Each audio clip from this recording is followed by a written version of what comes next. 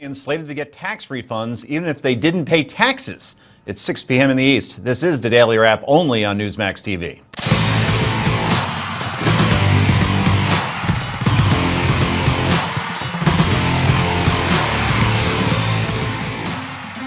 And welcome to the Wrap, everybody. I'm Joe Concha, joined tonight by the cheesesteak-loving attorney from Philadelphia and apparently the ex-girlfriend of Michael Vick while he was there for a while. Heather Hansen, welcome. Welcome. Very nice to be here. Yes, we try to share new information here. You know Rick Unger from his token lefty column in Forbes magazine and is on the airwaves as the co-host of Steele and Unger with Michael Steele on Sirius XM. Mr. Unger. Good to be here, as always. Good to see you, sir. Okay, and finally, we have a new guest here tonight, and her name is Jillian Melcher, and she is from the National Review, among other places, but we'll get to know you in a little bit, so thanks for joining. We appreciate it. Thank you. Okay. Mr. Director, let's get to the Daily Down Road.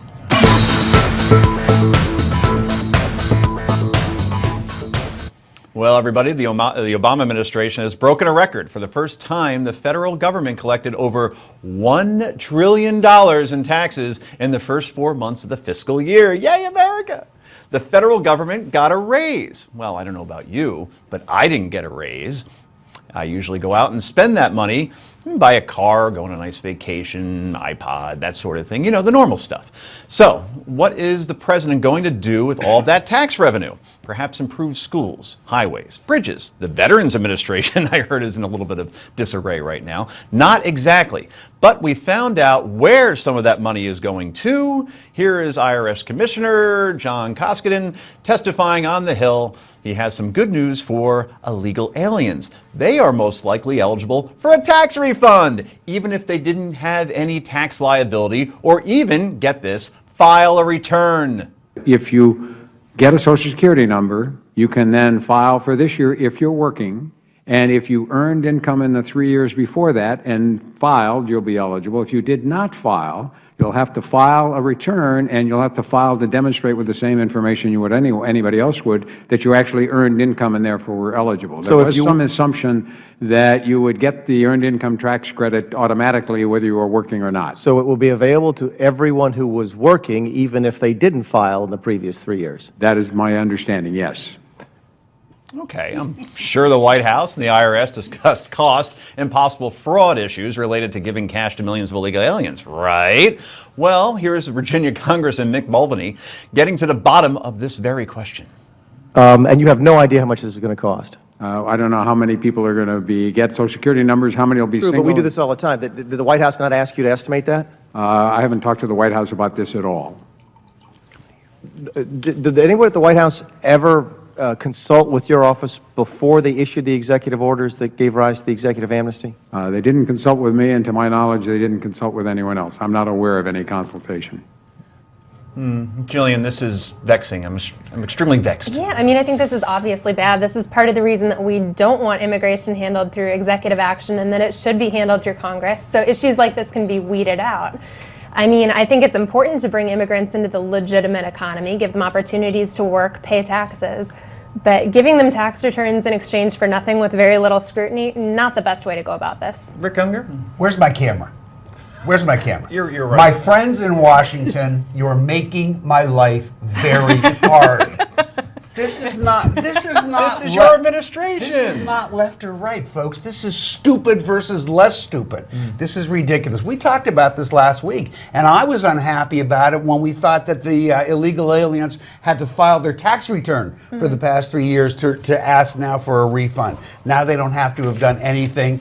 It's ridiculous. They don't. If they couldn't even file a tax return, and they could all get the tax ID number to do it, they don't get the earned income tax credit. So what's the motivation behind this? I mean, I know you said Nobody it's thought stupid. about it.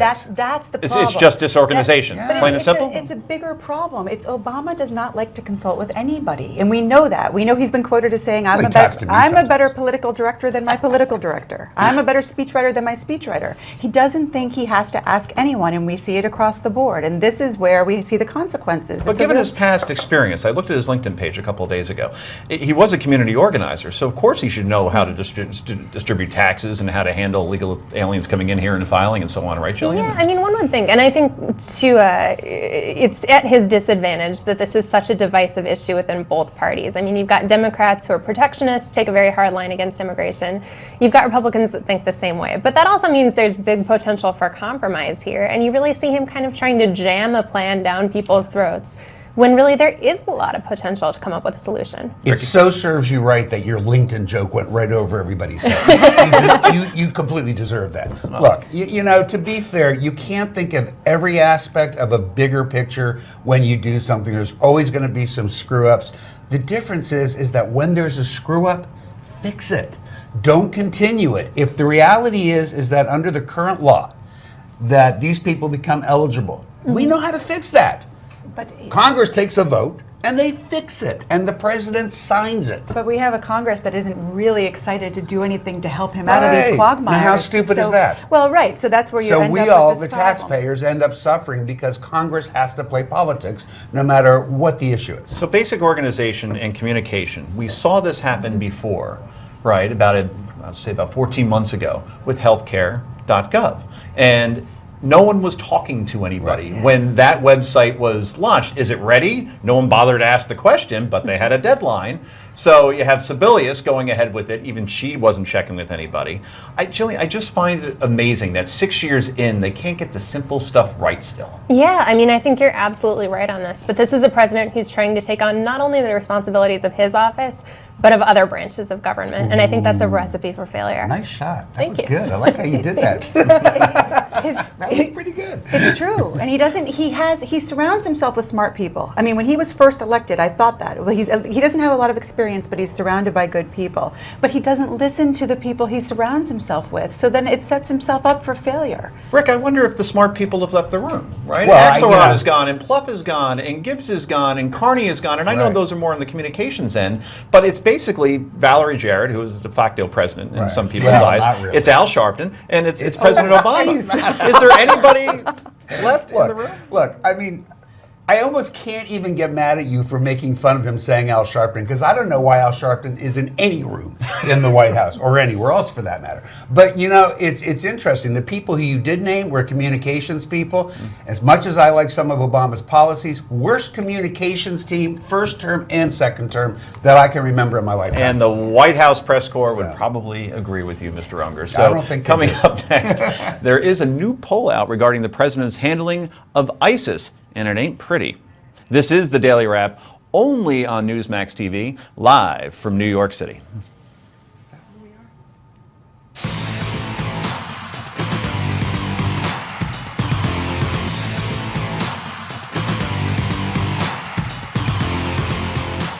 And welcome back to the show, everybody. Well, President Obama addressed the nation yesterday to announce his grand strategy to defeat ISIS. The resolution we've submitted today does not call for the deployment of U.S. ground combat forces to Iraq or Syria. It is not the authorization of another ground war, like Afghanistan or Iraq. The 2,600 American troops in Iraq today largely serve on bases. And yes, they face the risks that come with service in any dangerous environment, but they do not have a combat mission. Well, you'll never guess, the president felt pushback from both sides immediately, and even those in the middle. Here is Senator Bernie Sanders, who is anywhere in the middle. Actually, okay, we don't have the stop from Mr. Sanders, but point being that overall Democrats feel that the wording is too broad and can lead to lots of ground troops, while Republicans think authorization is broad enough and can slow down broad enough and can slow down the military, huh? So, what do Americans think? Well, according to a new Fox News poll, this is interesting.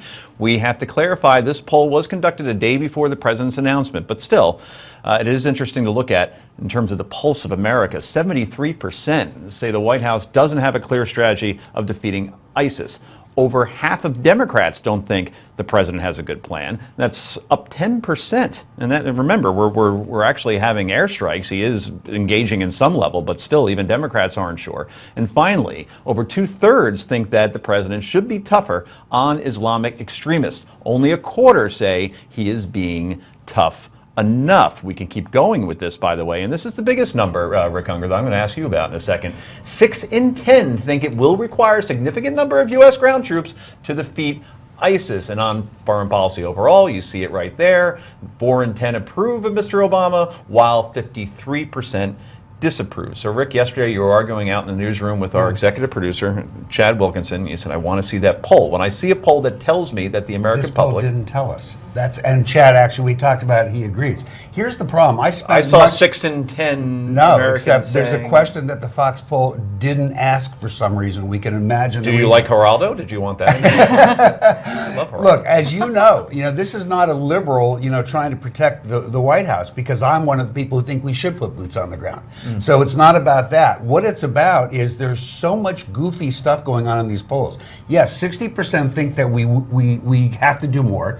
And by the way, 70% since late last year have thought that we would end up putting boots on the ground, except that 60% don't want us to.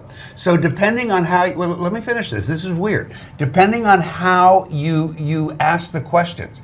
I was shocked that Fox didn't ask the question, do you want boots on the ground? And as I say, we can speculate why that is, but they didn't ask that relevant question. Heather, before you answer, I want to do a poll. If Rick Unger is now to the right of Ted Cruz, because so far during this show, I know. the I token know. literal. I don't I'm know gonna what's lose. happening. I'm gonna I don't lose know my what's my happening. card. I know. But listen, I'll just You're a add this hawk on really. this? I am. I'll add this really quickly. Look, what happened yesterday was so telling. The president was overly rosy in his assessment of where we are. Remembered that he did have a strategy to degrade and then destroy. What he's finding out is we're not degrading. The numbers are growing. So I think what he's got to do is switch his strategy, because it isn't working. The problem is the other side. The Obamacare opponents were so busy playing politics with his speech that they're not going to be able to get him to do what they want him to do, which may be the right thing. Enough with the politics. Okay, This so- is serious. so I we think got- I'm going to let I'm Heather sorry, jump in Heather, real I- quick. Well, so we're I done. think that his language in his speech yesterday didn't give a lot of guidance, and I think that's the problem right now, where he says this enduring offensive combat.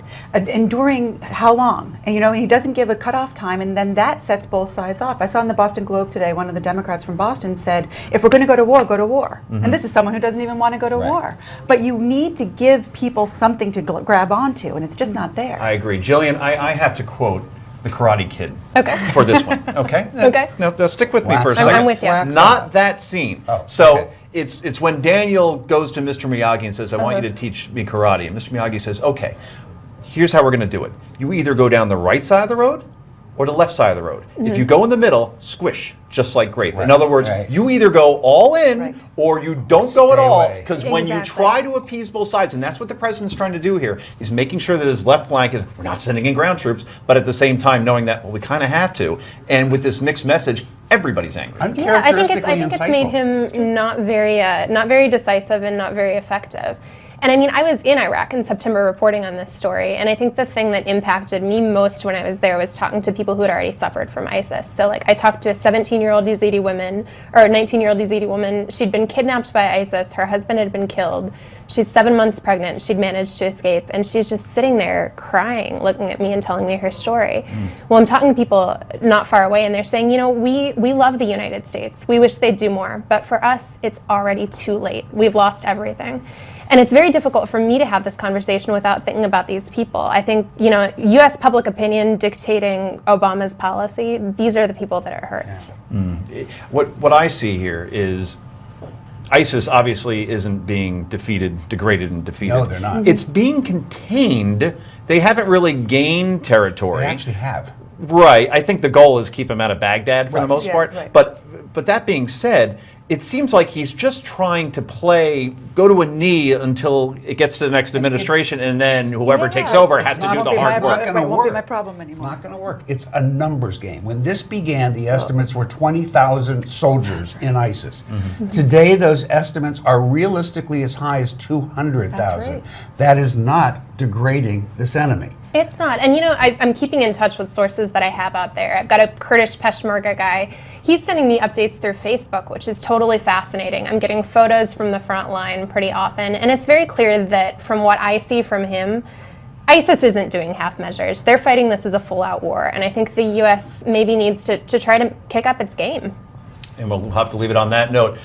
Coming up next on the Daily Wrap, Sony Pictures co-chair Amy Pascal had some very interesting things to say about the hacking scandal that rocked Hollywood during an interview with Tina Brown. We'll have the details next, but first, Heather Hansen, you can't see it right now, but it's hitting me on my arm because she wanted to get in last word. So I'm going to tell the people in the control room, push out the brake a little bit. Yeah, I give want to it hear to what her. you had to say because I stole her you time. really just hit me hard. I think I may bruise. I think Jillian's point is very good, but we also have to remember there are a lot of people here who are concerned about sending our people into this war if we don't know what the plan is. So as much as I have sympathy for the people who are there, I think we need to really think long and hard about the plan as we send our boys and girls into war and put their feet on the ground. And not just our boys, but I want to see other countries involved that have major armies. Absolutely. Right? Absolutely. Somebody else help us out for once. Yeah. I know we're the And superpower, for but it once, affects them there's a just as couple much. ready to do it. You've got Jordan now. You've got UAE Yes. now.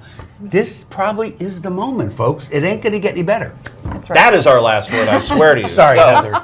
Amy Once again, Pascal, it's gonna give you Sony, the last Hollywood word. Rocked. It's coming up next on the Daily Wrap, only on Newsmax TV.